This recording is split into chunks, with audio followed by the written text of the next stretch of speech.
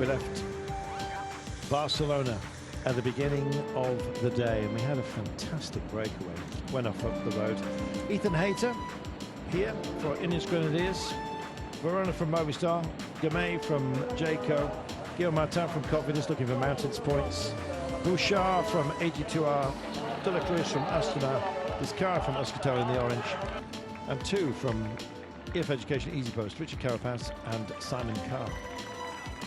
Well, Ethan Hayter was the first to leave the group, and in fact they pushed on dutifully, but the gap was always held at a modest one.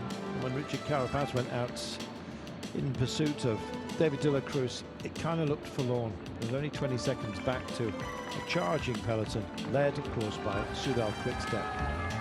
Well, he'd been very animated on the radio, calling for help, and then ultimately Evenepoel decided to help himself.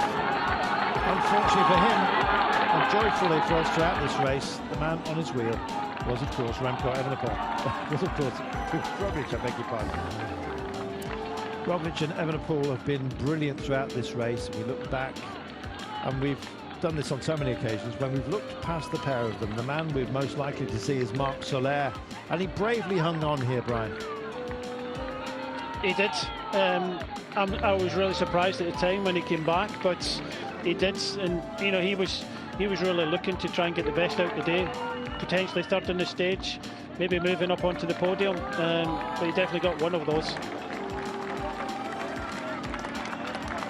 Well, Bora decided that they would try and engage in the chase. There were so many hopefuls, but it was always going to be for third place, I think. Carapaz had tried, the Ecuadorian champion, then the Colombian champion, Chavez. He had a dig. Adam Yates was on duty for Charles Almeida, who bizarrely was attacking his own rider, Marc Soler, up there, just to make sure he got a podium position overall. Modest little rumble of cobbles here before they come up and over the top and down on an absolutely brutal descent.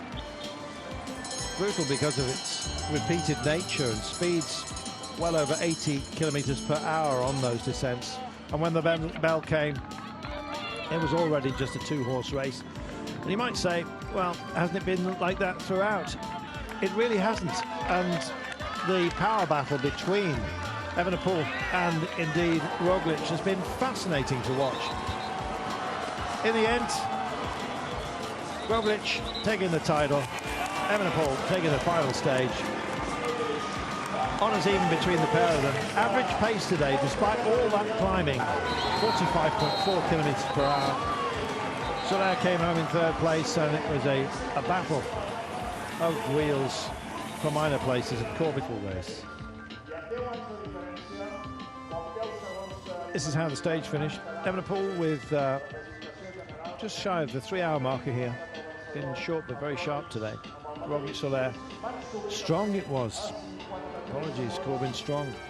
Brilliantly so for Israel Premier Tech.